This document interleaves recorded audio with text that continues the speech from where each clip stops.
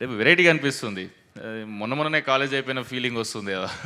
నాది ఎప్పుడో 2018-19లో అయిపోయింది. కానీ అమ్మ ఆడుండేటోడిని ఇక్కడ స్టేజ్ మీద మా కాలేజ్లో ఇట్లా సినిమాకి సంబంధించిన వాళ్ళు ఎవరైనా వస్తే, లేదా ఇంకెవరెవరైనా సెలబ్రిటీస్ వస్తే అట్లా వెనక కూర్చొని ఫుల్ ఎంజాయ్ చేస్తాను నేను. దాని తర్వాత ఇవాళ మీ కాలేజీకి వస్తే మస్తు అనిపిస్తుంది. అంటే అటు నుంచి చూసుడే కానీ అటుకెళ్ళి ఇటు వచ్చి ఇటు చూసుడు ఎప్పుడు లేదు. మీ అందరికీ సినిమా చాలా నచ్చుతుంది అనుకుంటున్నా.